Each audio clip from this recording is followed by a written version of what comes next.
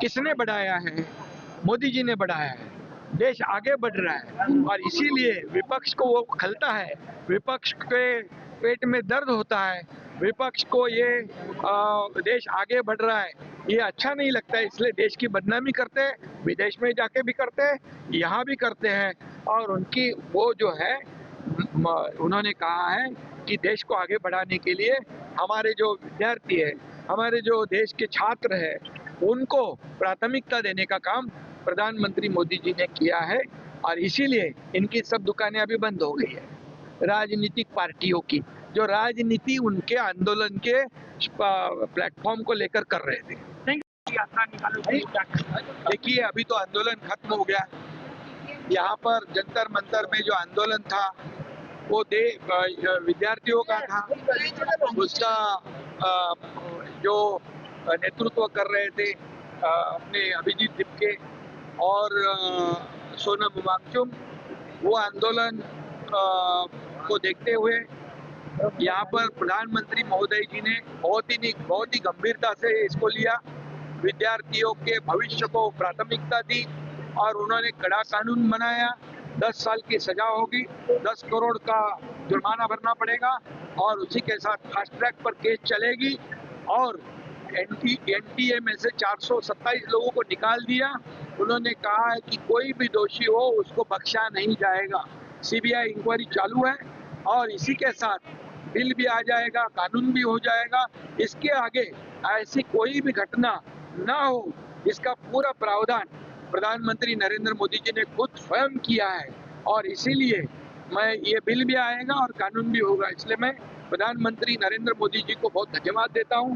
उन्होंने उनका अभिनंदन भी करता हूं, आभार व्यक्त करता हूं, क्योंकि उन्होंने इस देश के भविष्य को प्राथमिकता दी है, उनकी भावनाओं को तवज्जो दिया है और भावनाओं को राजनीति से परे जाकर प्राथमिकता दिया है। कोई भी राजकीय दबाव को ध्यान में नहीं रखते हुए विद्यार्थियों के प्रश्नों को उन्होंने प्राथमिकता दी और इसी के साथ शिक्षा मंत्री धर्मेंद्र प्रधान जी ने नैतिकता और हमारी जिम्मेदारी खुद की समझकर उन्होंने भी इस्तीफा दिया।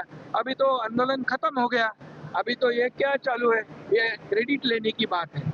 और वांगचुक जी की जो पत्नी है उन्होंने खुद ही कहा था कि ये कांग्रेस की नौटंकी है, ये कांग्रेस का तमाशा है। क्या है, जंतर मंतर में आंदोलन बैठे और राहुल गांधी जाते प्रधानमंत्री के निवास पर, क्या है? उनकी मंशा, उनकी भूमिका ठीक नहीं थी, उनका उद्देश्य ठीक नहीं था।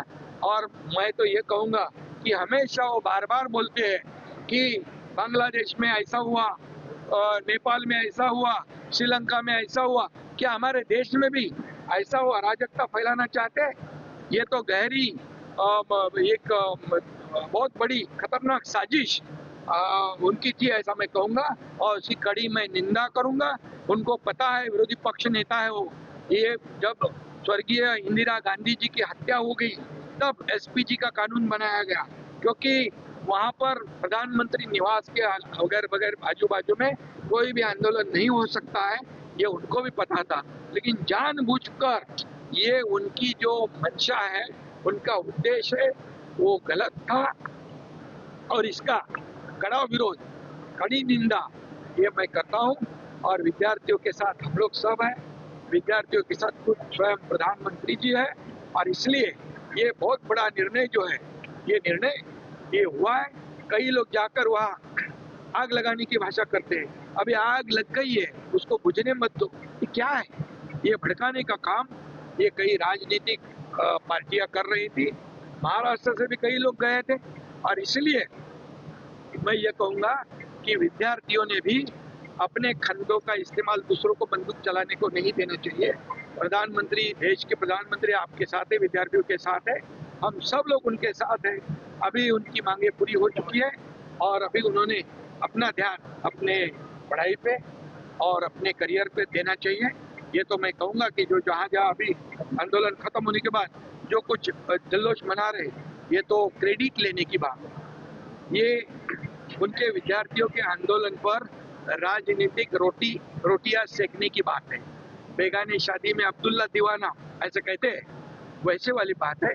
इसलिए मैं ज़्यादा इस पर कुछ कहना नहीं चाहता हूँ, लेकिन इतना ही कहता हूँ, प्रधानमंत्री जी ने देश के भविष्य, देश के बच्चों के साथ बहुत बड़ा न्याय किया है, उनको न्याय दिया है, उनकी मांगे पूरी की है और इसलिए मैं उनको धन्यवाद देता हूँ।